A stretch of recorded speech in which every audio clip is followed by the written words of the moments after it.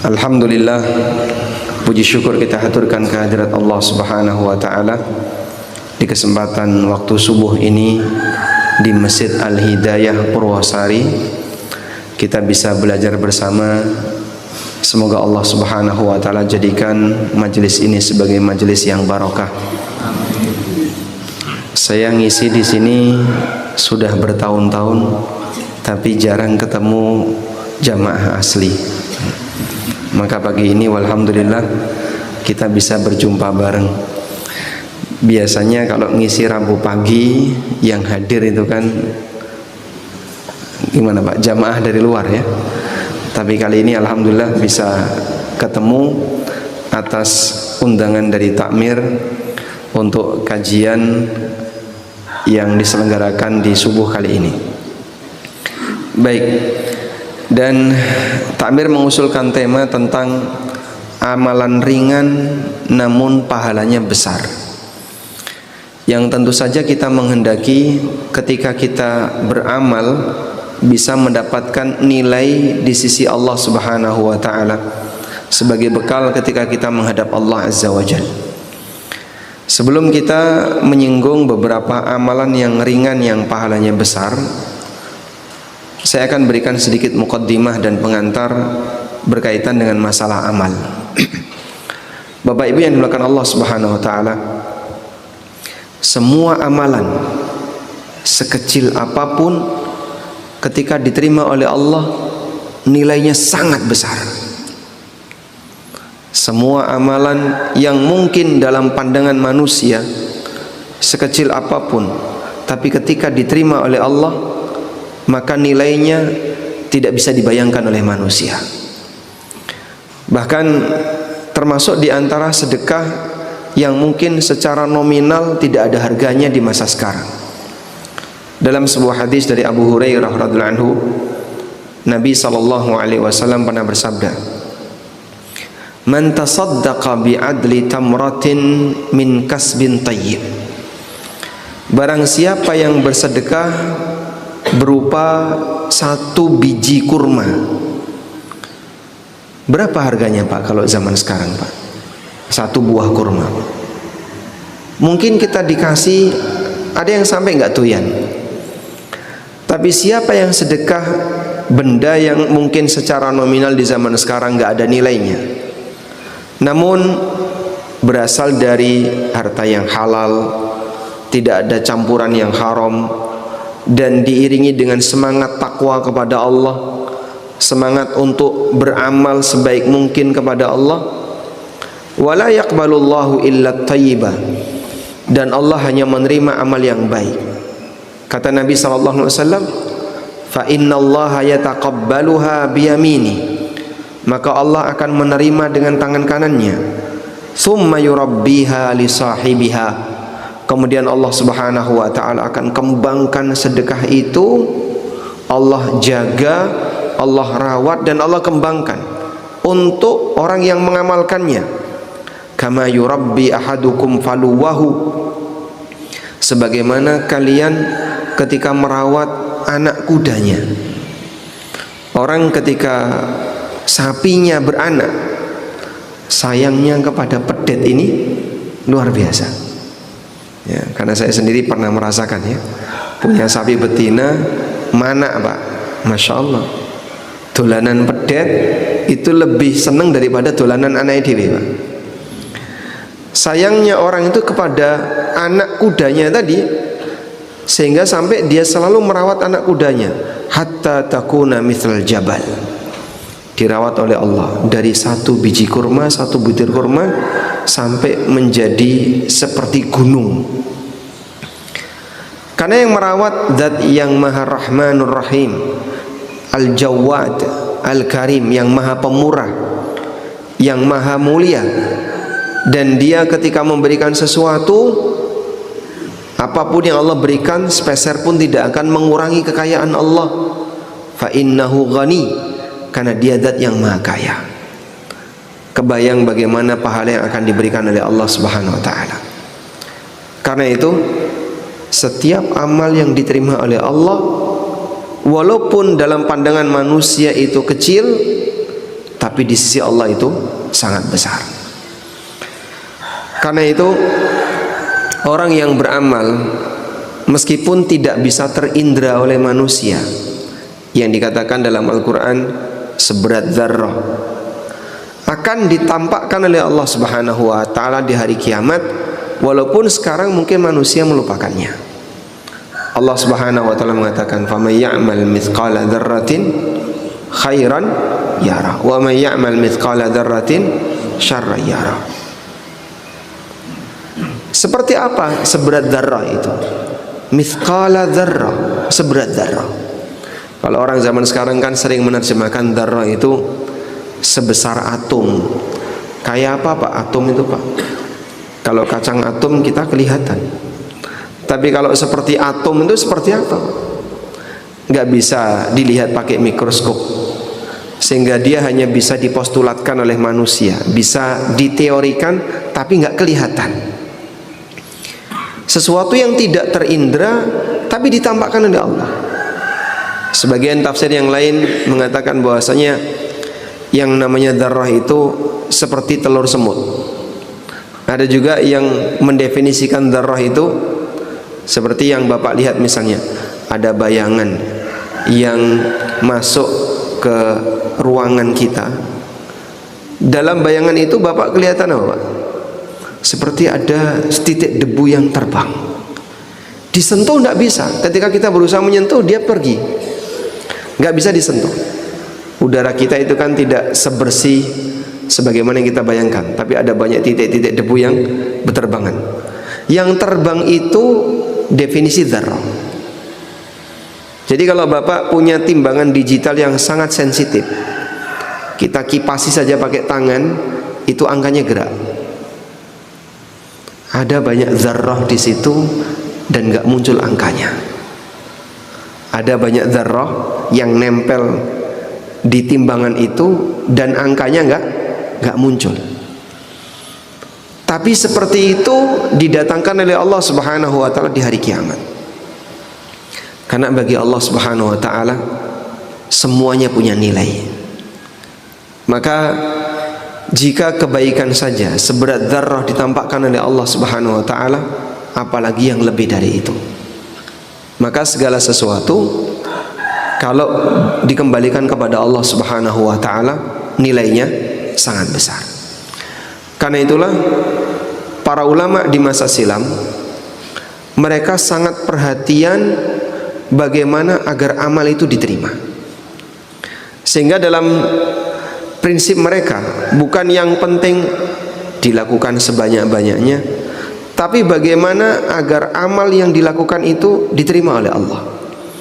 Sebab amal kalau sudah diterima oleh Allah, berarti pelakunya masuk kategori orang yang bertakwa. Amal kalau sudah diterima oleh Allah, maka berarti pelakunya sudah termasuk di antara orang yang bertakwa. Sebab Allah Subhanahu wa taala berfirman, "Innama yataqabbalullahu minal muttaqin." Sesungguhnya Allah hanya menerima amal dari orang yang bertakwa. Ada sebuah pernyataan dari beberapa sahabat yang akan kita bacakan di sini tentang bagaimana semangat orang-orang soleh masa silam mengenai bagaimana agar amalnya itu diterima oleh Allah. Ali bin Abi Thalib radhiyallahu anhu pernah mengatakan, "Kunu liqabulil amal ashadda ihtimaman minkum minal amal." Jadilah orang yang lebih perhatian terhadap diterimanya amal, melebihi perhatian kalian ketika beramal. Alam tasma'ullaha azza wa jalla yaqul, tidakkah kalian mendengar firman Allah Ta'ala, innama yataqabbalullahu minal muttaqin. Allah hanya menerima amal dari orang yang bertakwa. Sehingga kalau satu amal kita saja diterima oleh Allah, berarti status kita sudah menjadi orang yang bertakwa menurut siapa? Menurut yang menerima amal ini, Allah Azza wa Jalla. Kalau satu sujud saja sudah diterima oleh Allah, sekian ribu sholat yang mungkin kita kerjakan gak diterima, dengan satu yang diterima ini sudah mewakili semuanya. Karena kalau seorang hamba sudah disebut bertakwa, dia punya hak untuk masuk surga. Dalam keterangan yang lain disampaikan oleh sahabat Fudalah bin Ubaid. Sahabat Fudalah bin Ubaid pernah mengatakan, li an akuna a'lamu anna Allah qad taqabbala minni mithqala habbatin min khardal. Andaikan aku bisa tahu bahwa Allah Subhanahu wa taala menerima amalku walaupun hanya seberat khardal. Seberat khardal. Khardal itu apa, Pak? Ada dzarrah, ada khardal. Dalam bahasa Al-Qur'an ada khardal. Ya bunayya in taku mithqala habbatin min khardalin fatakun fi sahratin. Wahai putraku, andaikan ada amal seberat khardal yang itu ditaruh di padang pasir, ya'ti bihallah, Allah akan datangkan, sehingga tidak ada yang disia-siakan dari Allah. Kata Fudalah bin Ubaid radhiyallahu anhu, andaikan aku bisa mengetahui ada satu amalku seberat khardal yang diterima oleh Allah, ahabbu ilayya minad dunya wa ma fiha, itu lebih aku sukai daripada dunia seisinya. Lianna Allah Ta'ala yaqul, karena Allah Ta'ala berfirman, innama yataqabbalullahu minal muttaqin, Allah hanya menerima amal dari orang yang bertakwa. Khardal itu seperti biji sawi. Orang sering mendefinisikan dengan biji sawi, walaupun sebagian ulama menolak itu karena Nabi SAW nggak kenal sawi. Cuman pohon yang disebut sebiji khardal itu mirip seperti sawi. Jadi Bapak bisa lihat kayak rumput, tapi dia ada bijinya yang kecil. Ya anggaplah seperti biji bayam, Pak, hitam kecil-kecil. Tapi seperti ini didatangkan oleh Allah Subhanahu wa taala. Kata Fudalah bin Ubaid, andaikan amalku walaupun sekecil itu diterima oleh Allah dan aku tahu, itu lebih baik daripada dunia seisinya. Kita mungkin memperjuangkan yang besar, tapi nggak ada jaminan diterima. Maka perjuangan untuk bisa mendapatkan amal yang diterima walaupun sangat kecil, bagi orang soleh di masa silam itu sudah mewakili perjuangan kita untuk beramal selama puluhan tahun. Dalam hadis yang lain, dalam riwayat yang lain, ja'a sa'ilun ila ibni Umar faqala li ibnihi a'tihi dinaran faqala lahu ibnuhu taqabbalallahu minka ya abata faqala lahu law alimta anna Allah taqabbala minni sajdatan wahidah aw sadaqata dirhamin wahidin lam yakun ghaibun ahabbu ilayya minal maut. Ada orang yang bertanya kepada Umar, ada orang yang bertanya kepada Ibnu Umar. Faqala ibnihi, kemudian dia mengatakan kepada putranya. Ibnu Umar punya anak, lalu dia bilang kepada anaknya, wahai anakku, kasihkan ke pengemis itu uang 1 dinar. Faqala lahu ibnuhu, kemudian anaknya mengatakan, taqabbalallahu minka ya abata, semoga Allah menerima amalmu wahai bapakku. Kemudian Ibnu Umar mengatakan, andaikan aku tahu Allah menerima 1 sujud atau sedekah 1 dirham dan aku tidak samar untuk melihatnya, itu lebih aku sukai daripada kematian. Ahabbu ilayya minal maut atadri mimman taqabbalallahu innama yataqabbalallahu minal muttaqin. Kamu lihat, orang yang amalnya diterima oleh Allah pasti dia adalah orang yang bertakwa.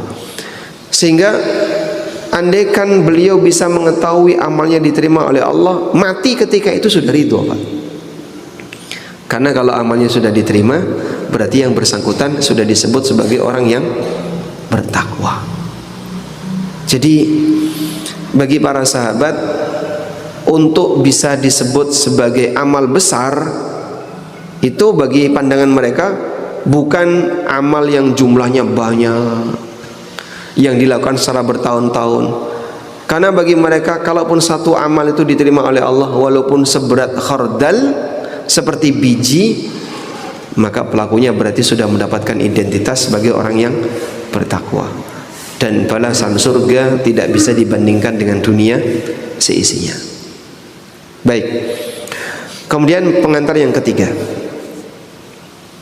bahwa kualitas amal di sisi Allah ditentukan oleh faktor terbesar adalah suasana batin. Karena itu amal banyak, tapi suasana batinnya lemah, tidak lebih hebat dibandingkan amal sedikit yang diiringi dengan suasana batin penuh takwa. Allah Subhanahu wa taala mengatakan, la yastawi minkum man anfaqa qabla al-fathi wa qatal ulaika a'zamu darajatan minal ladzina anfaqu min qablu wa qatalu. Gak sama antara orang yang infak sebelum Fathu Mekah dengan yang infak setelah Fathu Mekah. Ulaika a'zamu darajatan, mereka yang berinfak sebelum terjadinya Fathu Mekah lebih besar nilai derajatnya dibandingkan yang berinfak setelah Fathu Mekah. Allah membandingkan infaknya para sahabat antara setelah Fathu Mekah dengan sebelum Fathu Mekah. Nabi SAW hidup setelah Fathu Mekah berapa tahun, Pak? Berapa tahun Nabi SAW hidup setelah Fathu Mekah? Hanya kurang lebih 4 tahunan, 3 atau 4 tahun. Dan berarti kan sama-sama sahabat. Antara yang berjuang sebelum Fathu Mekah dengan yang berjuang setelah Fathu Mekah, sama-sama sahabat, tapi semangatnya beda. Yang berjuang sebelum penaklukan kota Mekah, mereka punya tantangan yang lebih, mereka punya semangat yang lebih dibandingkan perjuangan yang terjadi pasca Fathu Mekah. Yang berjuang pasca Fathu Mekah, perjuangan mereka lebih ringan.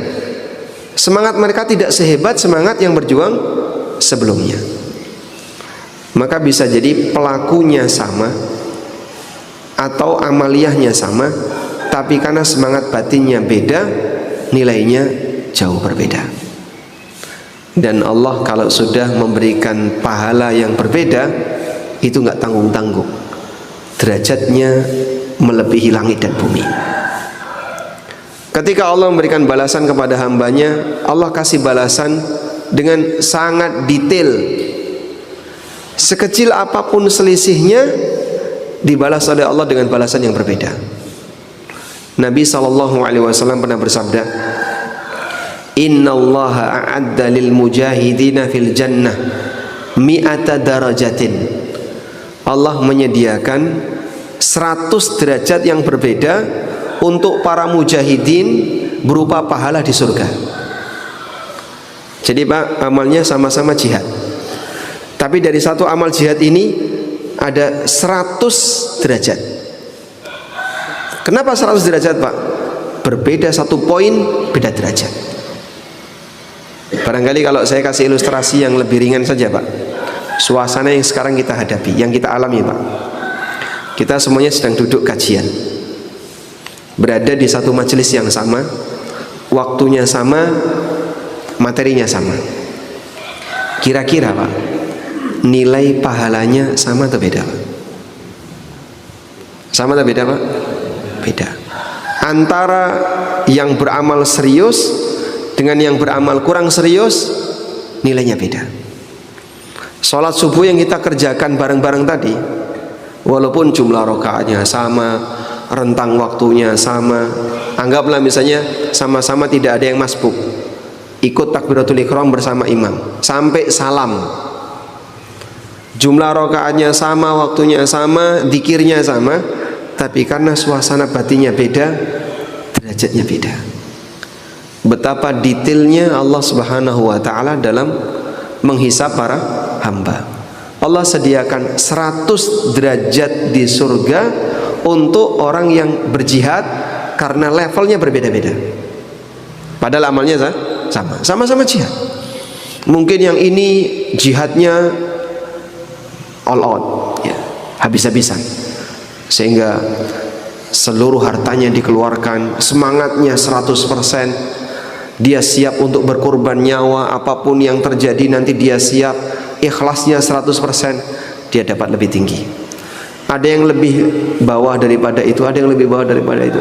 Jumlahnya sampai 100. Maka dalam satu amal, walaupun kegiatannya sama, tapi karena lahir batinnya beda, Allah Subhanahu wa ta'ala memberikan nilai yang berbeda.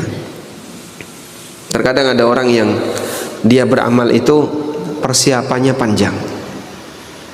Misalnya Pak, salah satu di antara kita terdaftar berangkat haji. Masya Allah, karena sudah muncul namanya, silakan Bapak lunasi kekurangannya sekian. Dilunasi. Persiapannya berapa lama? Bisa sekian bulan. Beli ini, merencanakan ini. Bahkan kadang olahraga duluan. Biasanya setelah subuh tidur. Kali ini setelah subuh jalan kaki. Pak, kok tumben jalan kaki? Nggih Mas, persiapan. Dia jalan kaki 3 kilo, padahal di sana jalan kaki 30 kilo. Tapi dia sudah persiapan, sehingga amalnya masih sekian bulan, namun dia sudah persiapan sebelumnya jauh hari. Apakah ini disia-siakan oleh Allah? Tidak. Persiapan ini dihitung sebagai amal saleh. Allah tidak ada yang menyia-nyiakan amal para hamba walaupun sekecil dzarrah. Maka dari sinilah kita bisa lihat Allah ketika menghisab hambanya itu sangat detail Pak. Saking detailnya, satu amalan yang sama disediakan level derajat sampai 100 untuk seorang mujahid, sehingga ada mujahid 1, mujahid 2, mujahid 3. Karena perbedaan kualitas niat, perbedaan dalam semangat, perbedaan dalam perjuangan yang dia lakukan, levelnya beda. Karena itulah kita kalau beramal, kejar kualitasnya. Seperti inilah yang menyebabkan kenapa para sahabat punya nilai pahala yang jauh lebih tinggi dibandingkan selain sahabat. Sampai Nabi SAW pernah mengatakan, la tasubbu ashabi, janganlah kalian mencela sahabatku. Fawalladzi nafsi biyadih, demi zat yang jiwaku ada di tangannya. Lau anfaqa ahadukum mithla Uhudin dhahaba, andaikan kalian berinfak sebesar gunung Uhud berupa emas. Andaikan kalian berinfak emas sebesar gunung Uhud, Masya Allah Pak, itu bisa dipakai beli pulau. Andaikan kalian berinfak emas sebesar gunung Uhud, ma balagha mudda ahadihim wala nasifah, pahalanya tidak akan bisa melampaui pahala infaknya sahabat yang cuman 1 mud, 1 cakupan 2 telapak tangan isinya gandum, atau setengah cakupan tangan. Infaknya sahabat 1 cakupan tangan, dikatakan oleh Nabi SAW, dan ini lisensi dari beliau, pahalanya lebih besar dibandingkan infaknya manusia selain sahabat berupa emas segede gunung Uhud. Gunung Uhud sama gunung Turgo di mana Pak? Bapak sudah pernah lihat kan gunung Uhud ya? Berapa panjangnya? Kurang lebih 7 kilo. Lebarnya kurang lebih 3 kilo. Emas segede itu, kebayang berapa nilai yang bisa didapatkan orang infak seperti itu dibandingkan dengan infaknya sahabat yang hanya sebesar 1 mud bahan makanan, lebih besar nilai infaknya para sahabat. Karena kualitas iman dan takwa yang tersimpan dalam hatinya. Makanya ada seorang ulama yang mengatakan, Abu Bakar Al-Muzani pernah mengatakan, ma sabaqakum Abu Bakar bis salati wala bis siyam walakin bima waqara fi qalbi. Abu Bakar As-Siddiq radhiyallahu anhu tidaklah mendahului kalian dalam keutamaan disebabkan karena beliau rajin salat, disebabkan karena beliau rajin puasa, namun beliau mendahului kalian disebabkan karena takwa yang tersimpan dalam hatinya. Nah, kalau sudah seperti ini, mustahil bisa ditandingi. Mustahil bisa ditandingi. Sehingga mungkin nggak Pak, kita beribadah lebih banyak daripada ibadahnya Nabi SAW. Saya ulang, mungkin nggak kita beribadah dengan kuantitas lebih banyak daripada ibadahnya Nabi SAW? Mungkin, sangat mungkin. Dan dulu sudah pernah ada orang yang mau seperti itu, sampai dia bilang, aku akan qiyamul lail sepanjang malam, nggak pernah tidur. Aku akan puasa setiap hari. Aku tidak akan nikah selamanya, biar bisa beribadah lebih banyak daripada ibadahnya Rasulullah Sallallahu Alaihi Wasallam. Tapi dimarahi oleh Nabi SAW. Antumul ladzi taquluna kadza wa kadza. Tadi kalian yang punya rencana A, rencana B, rencana C. Ama ana aqumu arqud wa usumu aftir wa atazawwajun nisa. Aku terkadang tahajud, terkadang tidur. Jadi tidak semalam suntuk dipakai untuk sholat, beliau juga tidur. Aku kadang puasa, kadang tidak puasa, dan aku nikah. Faman raghiba an sunnati falaysa minni. Yang enggak senang dengan sunnahku seperti ini bukan golonganku. Dan beliau menyebut, ana atqakum wa akhsyakum lillah. Aku orang yang paling bertakwa dan yang paling takut kepada Allah. Jadi bukan dari sisi kuantitas, tapi lihat bagaimana suasana batin. Tidak akan ada manusia yang bisa menyamai takwanya Nabi sallallahu alaihi wasallam. Kalau bicara kuantitas ibadah, manusia mungkin bisa mengungguli kuantitas ibadahnya Nabi sallallahu alaihi wasallam. Rasulullah sallallahu alaihi wasallam tidak berpuasa setiap hari. Dan orang zaman sekarang bisa saja dia puasa tiap hari. Saya punya teman kuliah, bapaknya itu puasa tiap hari. 1 Syawal nggak puasa, begitu besoknya langsung puasa, ngedur sampai nanti ketemu 10 Zulhijjah, 11, 12, 13, 4 hari nggak puasa. Setelah itu puasa lagi, tiap hari puasa. Bapaknya sebagai salah satu tokoh masyarakat yang menjalani tirakat itu puasa tiap hari. Baik, jadi kalau dari sisi kuantitas mungkin orang bisa lebih banyak, tapi kalau melihat dari sisi suasana batin, tidak ada yang bisa mengungguli Nabi SAW maupun Abu Bakar As-Siddiq radhiyallahu anhu.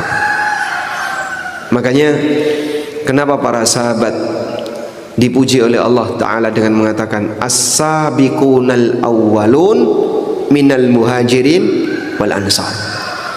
Orang-orang pemenang yang berada di ujung depan. Al-awwalun itu berarti pendahulu. As-sabiq yang memenangkan perlombaan. Para pendahulu-pendahulu kita di kalangan muhajirin dan ansar. Allah kasih ridho kepada mereka, radhiyallahu anhum wa radu'an. Makanya kaum muslimin yang dimuliakan Allah, memperbaiki suasana batin ketika kita beramal, ini kata kunci sukses. Dan posisi itu terletak pada seberapa jauh tingkat ketawaduan seorang hamba ketika beramal. Tawaduk ketika beramal itu bagaimana Pak? Dia tidak pernah merasa bahwasanya saat dia beramal itu karena kehebatan dirinya. Dia tidak pernah merasa ketika dia bisa taat kepada Allah disebabkan karena dia adalah orang yang rajin, orang yang sregep, bukan. Tawaduk yang pertama adalah mengakui bahasanya ini murni hidayah dari Allah. Alhamdulillah, aku bisa sholat, aku bisa berpuasa, aku ikut rajin dalam kegiatan qiyamul lail, murni karena anugerah dari Allah. Sehingga kalau orang sudah sampai pada tingkatan seperti ini, dia tidak akan ujub walaupun amalnya banyak. Maka meskipun dia bisa jadi jamaah ya, saya sudah bisa ini, sudah bisa ini, sudah bisa ini, tetangga saya belum bisa seperti itu, tapi dia tidak merasa kalau dia lebih hebat daripada tetangganya, karena ini hanya murni pemberian dari Allah Subhanahu wa ta'ala. Allah Subhanahu wa ta'ala mengatakan walakin habbaballahu, namun Allah Subhanahu wa ta'ala memberikan rasa cinta kepada kalian, al-imana, rasa cinta kepada iman, wa karraha ilaikumul kufra wal fusuqa wal isyan fadlan minallahi wa ni'mah. Dan Allah jadikan kalian itu benci terhadap kefasikan, kekufuran, dan itu murni karena karunia dari Allah dan nikmat dari Allah. Sehingga orang punya keinginan untuk berbuat taat, itu murni karena anugerah dari Allah. Orang benci dari kemaksiatan, itu juga murni hidayah dari Allah, bukan karena kehebatan kita. Tawaduk seperti ini penting untuk selalu dihadirkan. Mungkin kita nanti akan berlomba saat bulan Ramadan, Bapak Ibu ya. Berlomba di bulan Ramadan, bareng-bareng melakukan ibadah sebanyak-banyaknya. Ada yang khatam Quran sekian kali, ada yang sedekah sekian juta, ada yang dia qiyamul lail sekian rakaat. Tapi mohon satu hal, sebanyak apapun amalan yang kita kerjakan, sesukses apapun Ramadan yang kita lalui, satu hal yang perlu kita pahami, ini semuanya pemberian Allah. Bukan karena aku orang yang rajin, bukan karena aku orang yang hebat. Semoga dengan tawaduk semacam ini kita bisa lebih tinggi derajatnya ketika beramal. Kemudian yang kedua, iringi perasaan batin kita dengan harapan besar pahala di sisi Allah. Yang ini akan menghalangi kita dari penyakit riya dan sum'ah. Artinya saat kita melakukan ini bukan dalam rangka untuk mencari respon apapun dari masyarakat. Walaupun mungkin gak ada orang yang memuji, walaupun tidak ada satupun orang yang memberikan penghargaan, apresiasi apapun, kok aku gak digubris, gak diperhatikan, gak masalah. Yang aku cari bukan itu. Tapi yang aku cari adalah bagaimana aku bisa mendapatkan ridha dari Allah Subhanahu wa taala. Karena itu Nabi SAW mengatakan, man shama ramadhana imanan wahtisaban ghufira lahu ma taqaddama min dambi. Siapa yang puasa Ramadan diiringi semangat iman dan ihtisab. Puasa diiringi semangat iman itu apa sih, Pak? Dia menjalankan puasa dorongannya karena iman. Dorongan iman ketika berpuasa terjadi ketika orang puasa karena dia tahu ini perintah Rabbku. Ada banyak orang yang puasa mungkin karena pertimbangan untuk diet, biar aku lebih sehat, ya ikut-ikutan masyarakat, atau apa lagi, karena pertimbangan malu kalau nggak puasa, dan seterusnya. Tapi ada orang yang berpuasa, apa latar belakangnya? Ini perintah Allah. Itu yang dimaksud puasa karena iman. Sehingga dia mengimani ayat ya ayyuhalladzina amanu kutiba alaikumusiyam. Maka dia berpuasa karena iman. Yang kedua, wahtisaban, karena ihtisab. Makna karena ihtisab itu apa? Semangat mengharapkan pahala. Jadi bayangkan seperti ini jemaah. Ketika bapak dagang, kita akan sangat perhitungan. Ada peluang sedikit yang bisa menambah keuntungan, mungkin kita akan kejar. Contoh, Pak, bapak dagang sesuatu, lalu di tempat supplier bapak, tempat kulaan bapak, di situ membuka diskon. Nantikan diskon apa misalnya tahun baru, diskon bulan ini, diskon bulan ini. Itu ketika diskon dibuka, masyarakat yang dilakukan apa?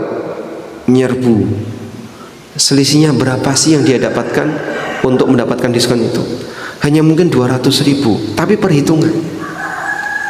Ibu-ibu misalnya ya, toko A gula sekilo 15.100, toko B gula sekilo 14.900.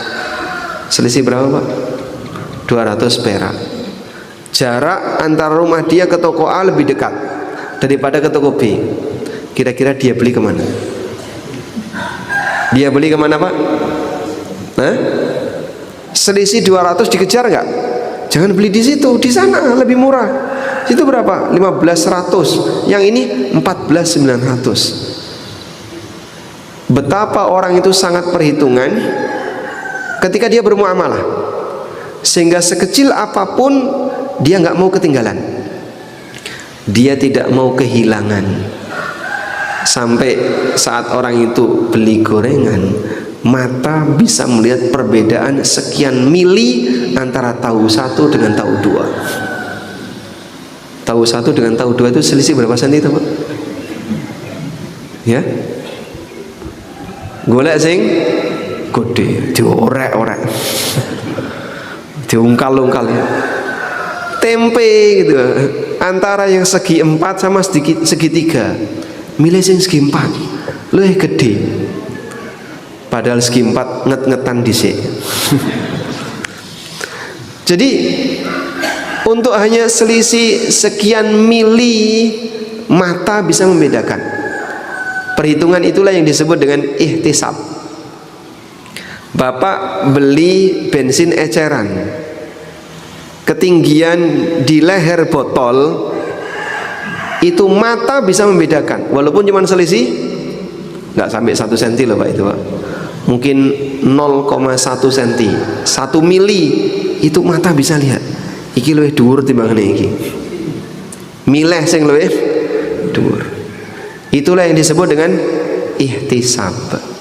Jadi ihtisab itu mungkin bahasa kita adalah perhitungan, jangan sampai ada yang hilang.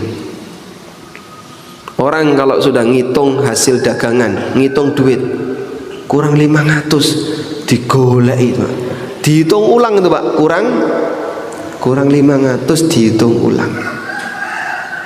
Orang kalau beribadah dan dia ihtisab, dia itu hati-hati sekali, ojo sampai kurang, dan kalau bisa lebih. Sehingga kalau ada kesempatan saya bisa lebihkan, dia akan lebihkan. Ketika ada peluang pahalamu bisa hilang loh gara-gara ini, maka dia akan hindari. Itulah semangat ihtisab ketika beribadah. Makanya Bapak Ibu, seorang hamba ketika dia beribadah tapi diiringi dengan semangat nyari pahala, dia akan pelit, jangan sampai ibadahnya rusak, jangan sampai pahalanya hilang. Dan itu berkaitan dengan suasana batin. Seorang sahabat ketika sudah siap di medan jihad, kemudian dia tanya sama Nabi SAW, "Ya Rasulullah, lau qutiltu fi sabilillah, ayughfaru li ya Rasulullah, andaikan aku terbunuh di jalan Allah, apakah aku akan diampuni dosaku dan apakah aku bisa masuk surga?" Jawab Nabi SAW, "Na'am." Orang ini di mulutnya sedang ngulum kurma, makan kurma. Apa kata beliau? Untuk nunggu masuk surga harus ngenteni kurma ini habis, harus nunggu kurma ini habis. Terlalu lama. Ini terlalu lama, kurmanya dibuang, maju. Dia memanfaatkan selisih waktu hanya untuk ngunyah kurma, nggak diselesaikan. Kurma tadi dibuang, dia kemudian maju, mati. Itu contoh bagaimana mereka perhitungan. Jadi saking detailnya perhitungan-perhitungan itu, sampai mereka nggak mau ketinggalan sedikit pun selisih waktu. Bagi mereka ini sudah terlalu lama. Berapa menit orang ngunyah kurma Pak? Ada 3 menit? Anggaplah 3 menit misalnya, dikunyah sampai lembut baru ditelan. Nunggu 3 menit untuk bisa mendapatkan kesempatan jihad, bagi sahabat itu sudah waktu terlalu lama. Karena mereka sangat perhitungan dengan yang namanya amal. Ibnu Umar itu punya pemahaman bahwa mengantarkan jenazah di kuburan gak ada pahalanya dulu ya. Sampai akhirnya dia mendengar hadis dari Abu Hurairah radhiyallahu anhu, bahwa siapa yang menghadiri jenazah sampai dia mensolatinya, maka dapat pahala berapa? 1 qirat. Dan siapa yang menghadiri jenazah sampai dia memakamkannya, dapat pahala 2 qirat. Ibnu Umar ragu, benar nggak hadis ini? Maka beliau menyuruh salah seorang temannya untuk tanya sama Aisyah, apakah betul yang dikatakan oleh Abu Hurairah? Ditungguin itu Pak, ditungguin di masjid. Ketika utusannya ini datang, kemudian menyampaikan, betul bahwa Nabi SAW pernah menyampaikan itu. Ibnu Umar emosi, beliau ngambil kerikil terus dibanting sambil mengatakan, laqad fatani qararit katsira. Berarti selama ini aku sudah kehilangan banyak qirat. Nyeselnya itu mungkin kayak bapak nyesel banting piring. Beliau nyesel ngambil kerikil, adanya kerikil dibanting. Laqad fatani qararit katsira. Aku kehilangan banyak qirat. Karena mereka perhitungan. Nah sekarang misalnya Pak, saat qomat dikumandangkan Pak ya, lalu kita sama-sama menuju shaf. Ada shaf kosong di depan. Kira-kira ketika Bapak sama teman Bapak, yang Bapak lakukan, monggo jenengan tengajeng, atau kita rebut yang depan itu Pak? Masyarakat kita kira-kira gimana? Masyarakat kita gimana Pak? Monggo jenengan ngajeng. Andai kan orang ini tahu selisih pahala shaf pertama dan shaf kedua, mungkin dia akan merebut shaf pertama walaupun harus desak-desakan dengan yang lain. Tapi ganjaran itu tidak kelihatan, sehingga kadang kita kasihkan orang padahal kesempatan ada di depan mata. Monggo jenengan mawon milih neng buri, Masya Allah. Jumatan misalnya Pak, dia datang di awal, bisa dapat tempat di depan khatib, tapi lebih milih mana? Melipir ning buri, nyender, sing penting iso merem.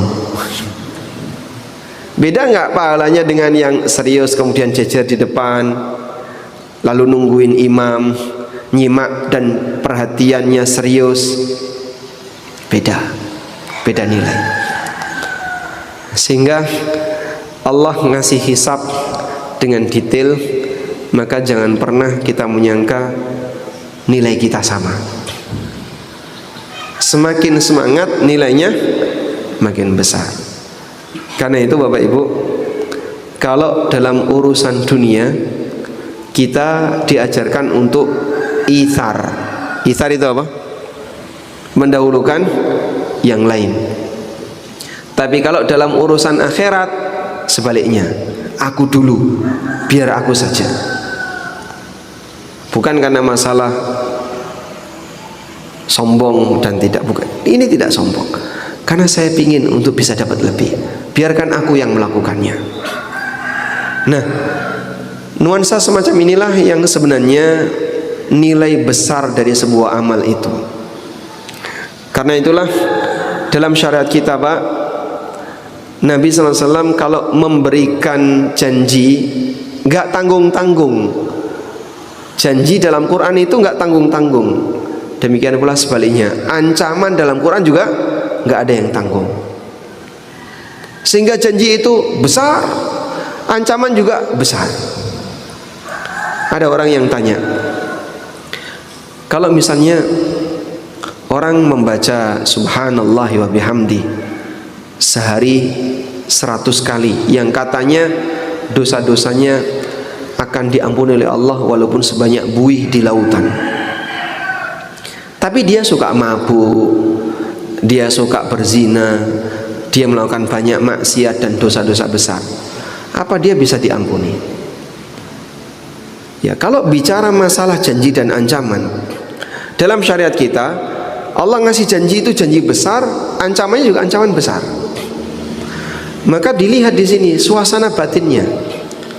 Saat dia berbuat maksiat, kalau sampai ada tingkatan meremehkan itu maksiat, bisa jadi Pak, jangankan maksiat yang besar, maksiat yang kecil saja jadi besar, karena dia meremehkan. Demikian pula ketika orang itu beramal, tapi dia meremehkan amal itu, nah, yang penting wis tak lakoni kok, Tapi tidak ada bentuk ta'zim, pengagungan terhadap amal itu. Meskipun bisa jadi amalnya besar, tapi nilainya kecil. Karena itu ada sebuah pernyataan yang disampaikan oleh Abdullah bin Mubarak, rubba amalin kabirin tusaghiruhun niyah, wa rubba amalin kabirin wa rubba amalin saghirin tukabbiruhun niyah. Banyak amal besar jadi kecil nilainya gara-gara niat, dan banyak amal yang kecil jadi besar nilainya gara-gara niat. Ya. Haji itu amal besar atau kecil, Pak? Besar atau kecil, Pak? Bagi kita ya besar sekali ya. Biayanya mahal, waktunya panjang, tenaga yang harus dikeluarkan banyak. Ada nggak, Pak, orang yang haji tapi niatnya rendah? Mohon maaf, mungkin cukup banyak di Indonesia. Hanya mencari status sosial, biar nanti pulang disebut Pak Haji, biar bisa naik pangkat, biar ini biar ini. Saya pernah punya jamaah, dia sampaikan ketika di Mina, tolong Pak Ustadz doakan biar nanti setelah saya pulang saya dapat bintang. Jadi beliau ini salah satu aparat yang pangkatnya itu belum sampai bintang, di bawah bintang. Namanya apa, Pak? Mungkin Bapak Ibu tahu lah, sudah saya nggak usah sebutkan. Dan beliau berharap semoga nanti ketika pulang ada satu bintang turun, sampai minta didoakan. Saya niat haji itu biar nanti ketika pulang dapat bintang. Ya, saya cuman batin, kasihan banget orang ini. Dia keluar biaya banyak hanya untuk ngejar satu pangkat yang mungkin belum tentu dia dapatkan. Tapi dia gunakan hajinya hanya untuk itu. Ada juga yang ketika ngobrol, saya berharap setelah haji ini biar bisa dapat rumah di Menteng. Rumah di Menteng, Jakarta, Pak. Dia pengen sekali punya rumah di Menteng. Ini Masya Allah. Memang secara finansial mereka punya. Mereka adalah para pejabat. Para pejabat itu berharap demikian. Rubba amalin kabir tusaghirhun niyah. Bisa jadi ada amal yang besar, tapi karena niatnya hanya untuk nyari dunia, dan itu pun sebagian kecil dari dunia, maka mungkin nilainya jadi sangat kecil. Tapi ada amal yang kecil tapi semangatnya yang besar, niat yang besar, Allah jadikan sebagai amal yang besar. Sedekah satu kurma tapi semangatnya besar, dirawat oleh Allah sampai seperti gunung. Makanya kaum muslimin menjaga suasana batin seperti inilah yang sejatinya lebih menentukan kualitas dari amal kecil bernilai besar. Baik. Nah, untuk melengkapi itu saya akan sebutkan beberapa amalan yang ringan yang mungkin bisa diperjuangkan. Mudah-mudahan dengan diiringi semangat batin yang besar mendapatkan pahala yang besar. Baik, pertama dermimil dzikir. Susah atau mudah? Mudah. Nggak perlu modal. Tidak ada amalan fisik yang lebih ringan melebihi zikir. Hanya membaca subhanallah wa bihamdih, subhanallahil azim. Banyak zikir yang nilainya besar. Subhanallah wa bihamdih, subhanallahil azim disebutkan dalam hadis riwayat Bukhari, dan ini hadis terakhir di Sahih Bukhari. Kalimatani khafifatani fil lisan, habibatani indar rahman, thaqilatani fil mizan. Dua kalimat ringan di lisan, dicintai oleh Ar-Rahman, berat di timbangan. Subhanallah wa bihamdi, subhanallahil azim. Nah, mengucapkan kalimat ini sekali dua kali ringan, merutinkan yang berat. Yang kedua, subhanallahil azim 100 kali setiap pagi dan sore atau dalam sehari. Kalau dibaca dalam sehari, Rasulullah SAW menyebutkan orang yang membaca subhanallah wa bihamdi 100 kali, ghufira lahu dzunubuhu, maka akan diampuni dosa-dosanya, wa in kana mithla zabatil bahri, walaupun sebanyak buih di lautan. Masya Allah Pak, kayak gitu pahalanya Pak. Subhanallah ya bihamdi, subhanallah ya bihamdi, gak sampai 2 menit 100 kali. Tapi ini harus diiringi dengan suasana batin tadi, penuh semangat memuji Allah, menyucikan nama Allah, ikhlas, tidak dalam rangka mencari perhatian orang lain, bukan untuk dipamerkan, tidak ujub sehingga kalaupun dia berhasil mengamalkannya tidak merasa lebih hebat dan merendahkan orang lain, tidak. Di saat itulah harapan-harapan tadi semoga terwujud. Selanjutnya, berwudu dengan sempurna lalu berdoa setelah wudu. Dalam hadis riwayat Muslim, Nabi SAW pernah bersabda, "Man tawaddo'a, barang siapa yang berwudu, wa ahsanal wudu'a, dan dia memperbaiki wudunya, dia wudu dengan sempurna. Summa qal, kemudian dia membaca, kalimatnya sangat ringkas, 2 kalimat syahadat, asyhadu an la ilaha illallah wahdahu la syarikalah wa asyhadu anna Muhammadan abduhu wa rasuluh." Selesai wudu dia baca syahadat. Kenapa? Wudu itu toharah fisik, syahadat itu toharah batin. Karena ketika kita melaksanakan taharah fisik, kita butuh membersihkan dosa. Dan kalimat tauhid itu bisa membersihkan dosa. Sebagai bukti bahwasanya yang bersangkutan anti dengan semua praktek kesyirikan, anti dengan semua penyimpangan, makanya diwakili dengan ikrar 2 kalimat syahadat, la ilaha illallah. Orang kalau ikrar la ilaha illallah, maka dia anti dengan semua kesyirikan.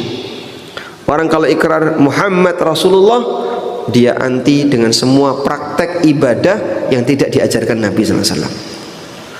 Sehingga seharusnya perasaan seperti ini hadir ketika orang mengucapkan 2 kalimat syahadat, sehingga kesucian fisik bertambah dengan diiringi kesucian batin. Ketika seorang hamba sudah suci seperti ini, kata Nabi SAW, kalau dia berwudu dengan sempurna lalu dia membaca 2 kalimat syahadat, maka futihat lahu abwabul jannati tsamaniyah, dibukakan untuknya 8 pintu surga, fayadkhulu min ayyi babin syaa, dia boleh masuk dari pintu manapun. Masya Allah, hanya orang suci yang boleh masuk surga. Maka karena orang ini sudah mensucikan dirinya dari hadas, dia mensucikan batinnya dari noda syirik dan bid'ah, dia diizinkan masuk surga. Itu rahasia kenapa Nabi SAW menyebutkan bahwa orang yang berwudu lalu membaca 2 kalimat syahadat, dibukakan untuknya 8 pintu surga dan dia boleh masuk dari pintu manapun. Selanjutnya, sholat duha 2 rakaat. Kalau dari sisi amaliyahnya tidak lebih dari 5 menit. Sholat duha 2 rakaat. Dari Abu Dzar radhiyallahu anhu, Nabi SAW pernah bersabda, setiap ruas tulang yang ada di tubuh kita wajib untuk disedekahi. Karena apa? Allah kasih kesehatan. Bapak bangun tidur, andaikan ada 1 jari saja yang gak beres Pak, kemeng, tangi turu, rasanya kok ora enak Pak. 1 ruas jari gak beres, apalagi kalau sudah pinggangnya, dengkule, apalagi Pak sikune, sehingga begitu tangi kok linu kabeh, berat rasanya untuk bangun. Namun pada saat kita bangun dalam posisi semua jasad kita sehat, Anda bisa bergerak dengan normal tanpa ada rasa sakit, dan itu harus disedekahi setiap hari. itu harus disedekahi. Berapa jumlahnya?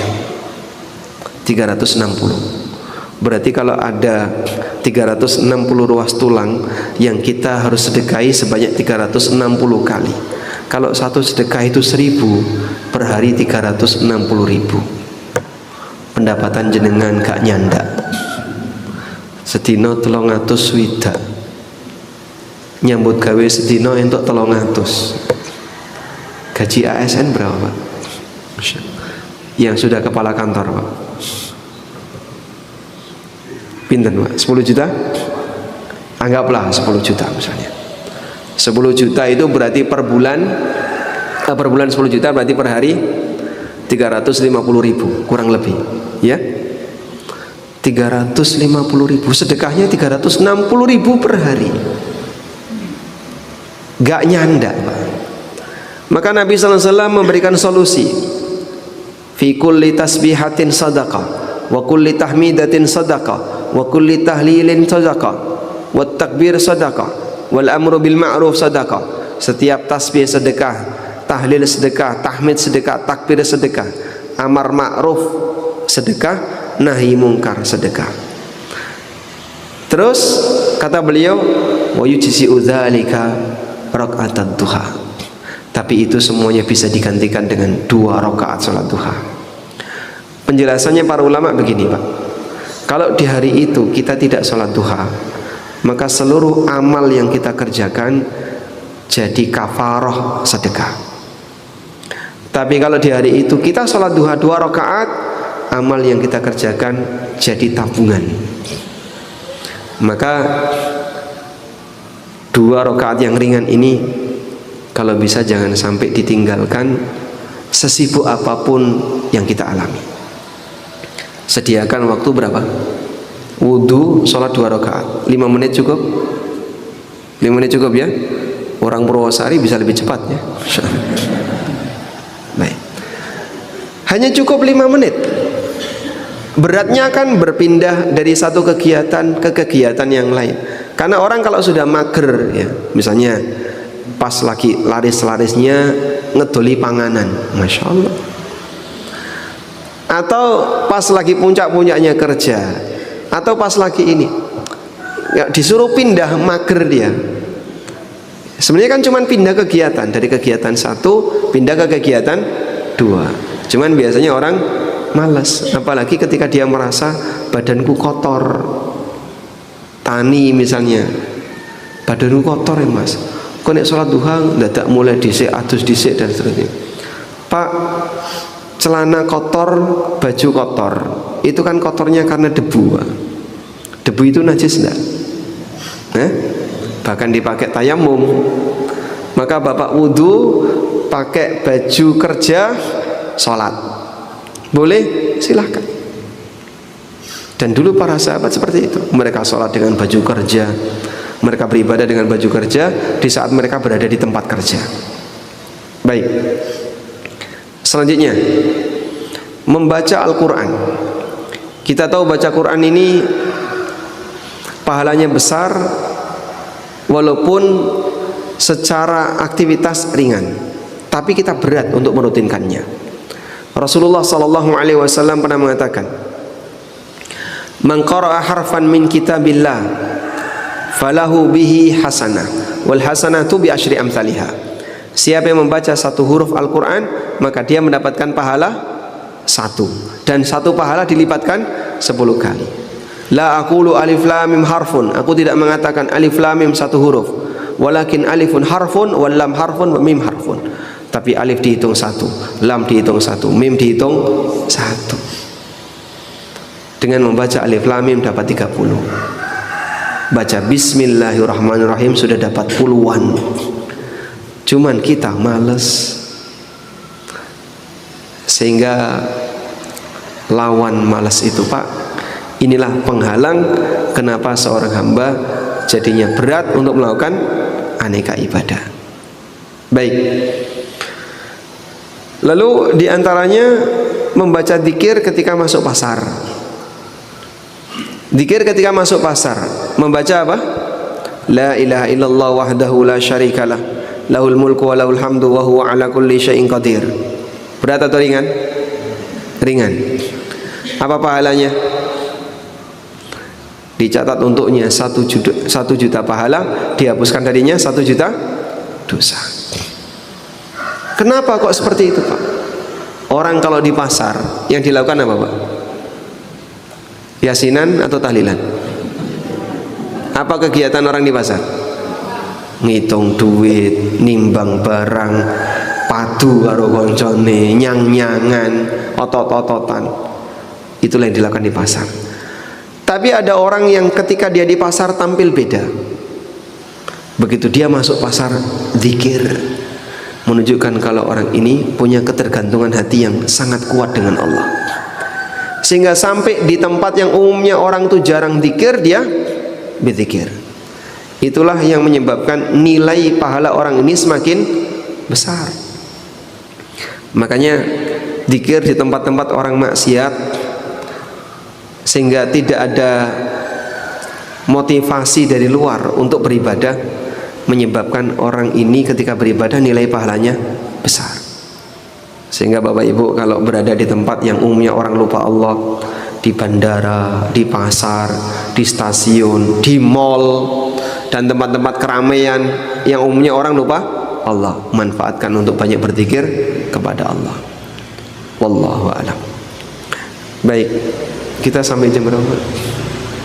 Sampai jam 6 ya. Nah, mungkin itu yang bisa kita sampaikan sebagai pengantar. Ada waktu 3 menit, kita berikan kesempatan bagi takmir untuk memberikan kritik dan saran. Wassallallahu ala nabiyyina Muhammadin wa ala alihi wa sahbihi wasallam. Jazakallahu khairan pada hari ini. Semoga Allah memberikan rahmat kita semua. Dia kajian ini kita ambil hikmahnya dan kita amalkan dalam hidup saya, insyaallah. Dan disampaikan untuk kalian, insyaallah atas ridha Allah, dia berkenan untuk mengisi kajian setiap Jumat pertama subuh. Insyaallah. Kita ini insyaallah dia akan mengisi Yassarallahu al-umur. setiap Jumat pertama setiap bulan. Insyaallah, semoga Allah meridai. Diharapkan sabdanya barangkali untuk bisa terus kajian ini agar kita sebagai jemaah menambah kekuatan iman kita, jika semakin bertambah hari kita semakin dekat dengan Allah, kita berdoa agar mudahnya kita menyambut surat Allah.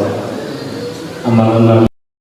Assalamualaikum warahmatullahi wabarakatuh. Waalaikumsalam warahmatullahi wabarakatuh. Ustaz, saya ingin menanyakan mengenai hadis yang terkait dengan salat tarawih, bahwa kalau kita sudah bersama tarawih dengan imam salat tarawih itu maka pahalanya sebaliknya kerajaan langsung. Jika seorang wanita menunjukkan keutamaan dari salat di rumah dan salat sendiri di rumah, apakah itu berarti kehilangan pahala itu atau bagaimana? Kemudian yang kedua, sekarang banyak penjualan online. Banyak apa? Penjualan online, dari online. Penjual online, gitu. Ya.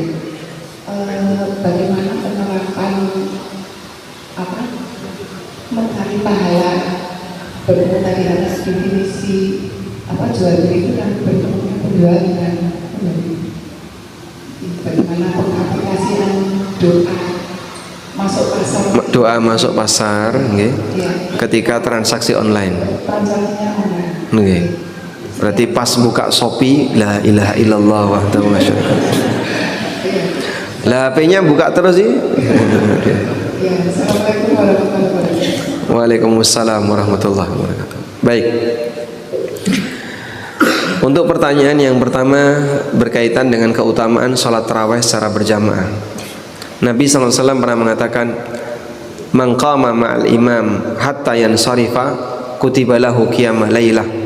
Barang siapa yang ikut sholat tarawih bersama imam sampai selesai, maka dicatat untuknya pahala seperti qiyamul lail semalam suntuk. Jadi ceritanya motivasi ini diberikan oleh Nabi SAW ketika para sahabat ikut taraweh di belakang Rasulullah SAW. Nabi SAW taraweh di malam pertama itu beliau taraweh sampai sepertiga malam. Di malam yang kedua beliau taraweh sampai setengah malam. Nah, ketika di malam kedua ini sampai setengah malam, sahabat meminta, "Ya Rasulullah, lau nafaltana baqiyata lailatina." Ya Rasulullah, bagaimana kalau kita habiskan saja sisa malam ini? Masya Allah. Padahal itu sudah tengah malam loh Pak.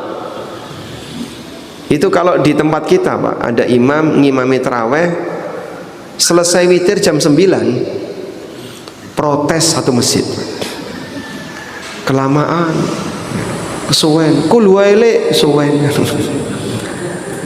Sehingga kita selesai sampai jam 9, itu orang protes. Jangankan jam 9 Pak, setengah 9 aja kadang sudah bolak-balik lihat jam. Ini kok durung rampung-rampung jam 8. Tapi sahabat berbeda. Semangat sahabat ketika mereka selesai tarawih sampai tengah malam, mereka itu sampai minta kepada Nabi SAW, kenapa sisa malamnya nggak dihabiskan saja? Lalu Nabi SAW mengatakan, "Man qama innahu man qama ma'al imam hatta yansarif." Siapa yang ikut tarawih bersama imam sampai selesai. Kalau selesainya sampai di sini, maka tercatat untuknya seperti tarawih semalam suntuk. Jadi kamu nggak usah khawatir, ini sudah cukup. Terus bagaimana kalau ibu-ibu yang sholatnya di rumah? Saya coba kasih perbandingan ya. Hadis Ummu Humaid, seorang sahabiah wanita namanya Ummu Humaid, datang kepada Rasulullah SAW. "Ya Rasulullah, aku ingin sholat di belakang anda di Masjid Nabawi." Lalu Nabi SAW mengatakan, "Laqad alimtu annaki tuhibbina an tusalli fi masjidi hadha." Aku sudah tahu kalau kamu itu ingin sholat di masjidku ini bersamaku. "Wa salatuki fi baitiki khairun laki min salatiki fi hujratiki. Wa salatuki fi hujratiki khairun laki min salatiki fi dariki." Kemudian Nabi SAW membuat perbandingan. Kamu sholat di dalam kamar lebih afdol dibandingkan kau sholat di teras rumahmu. Kau sholat di teras rumahmu lebih afdol daripada kau sholat di halaman rumahmu. Kau sholat di halaman rumahmu lebih afdol daripada kau sholat di masjid kampungmu. Padahal yang diminta oleh orang ini sholat di Masjid Nabawi yang imami Nabi. Sudah. Mau pakai perbandingan apa lagi? Sudah. Bukan sholat di Masjid Al-Hidayah yang imami santri. Ini sholat di Masjid Nabawi yang imami Nabi. Mau pakai perbandingan apa sudah nggak ada ini Pak. Udah puncaknya ini Pak. Tapi kata Nabi SAW, kamu sholat di rumahmu lebih afdol daripada kamu sholat di sini. Jadi mungkin kehilangan jumlah, tapi tidak kehilangan kualitas. Maka barangkali ketika seorang wanita sholat taraweh di rumah dengan penuh khusyuk, semangat, bukan angap-angop, bukan ya, tapi sholatnya penuh dengan semangat, insya Allah secara nilai pahalanya lebih gede dibandingkan sebatas sholat semalam suntuk. Kecuali kalau mohon maaf sholat di rumah ngantuk ya Pak Ustadz, baru dapat 2 rakaat merem. Kalau seperti itu, jika ada faktor menyebabkan Anda sangat tidak semangat ketika sholat sendirian, sudahlah ke masjid saja, daripada nanti ketika sholat taraweh karena nggak ada temannya jadi ngantuan.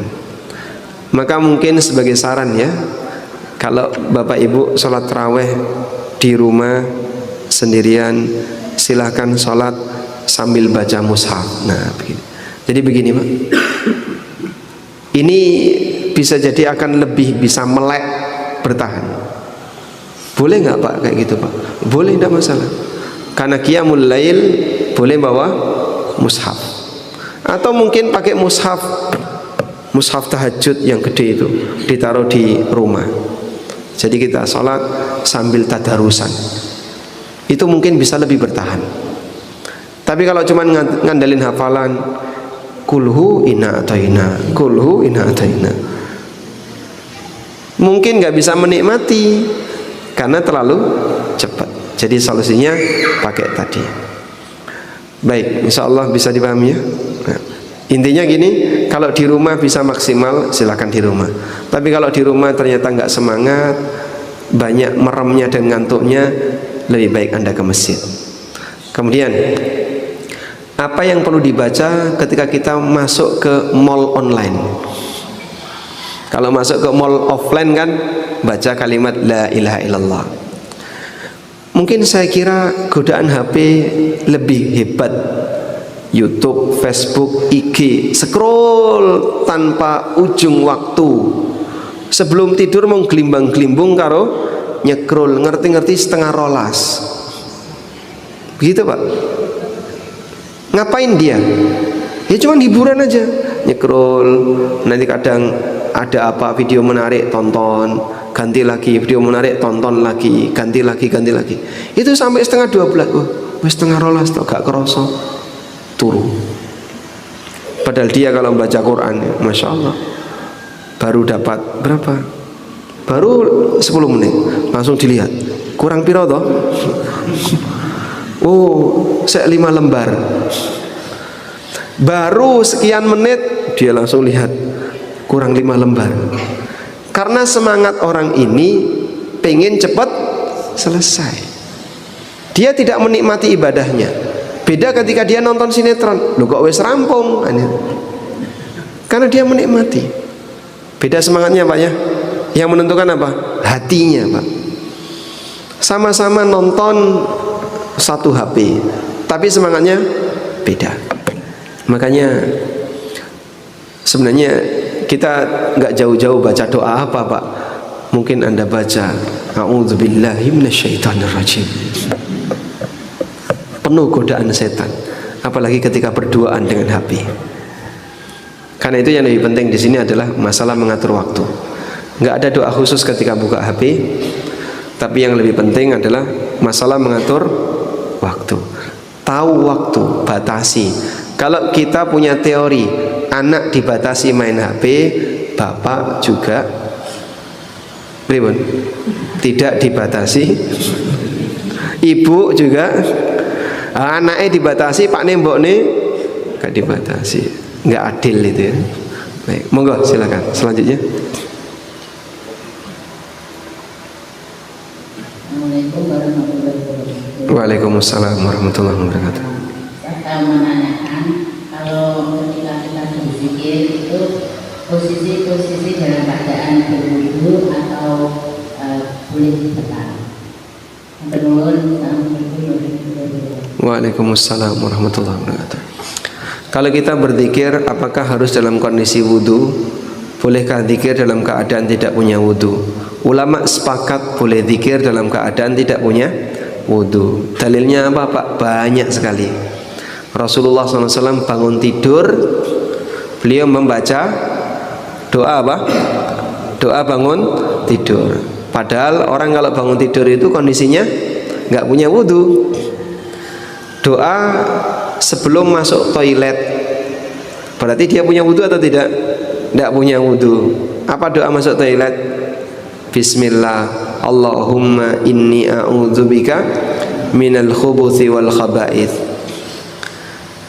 Doa ketika ngelilir juga ada doanya. Dan banyak lagi doa yang kita baca dalam posisi kita tidak punya wudu. Bahkan orang yang hadas besar boleh zikir. Orang yang junub sebelum mandi junub baca bismillah. Loh, kamu junub kok baca bismillah? Dan ini kan doa sebelum junub. Sebelum wudu baca bismillah. Kamu jangan baca bismillah, nggak punya wudu kok baca bismillah. Doa sebelum wudu harus punya wudu. Gimana itu? Doa sebelum wudu baca apa? Bismillah. Harus punya wudu. Berarti gimana? Ya sebelum wudu baca bismillah, Maka untuk berzikir ulama sepakat tidak harus punya wudu. Karena itu bagi siapapun yang dalam keadaan tidak suci, bahkan termasuk wanita haid, boleh memperbanyak zikir. Wallahu a'lam. Mencekap ya. Demikian, semoga manfaat. Wassallallahu ala nabiyyina Muhammadin wa ala alihi wa sahbihi wasallam. Wa akhiru da'wana alhamdulillahi rabbil alamin. Wassalamu alaikum.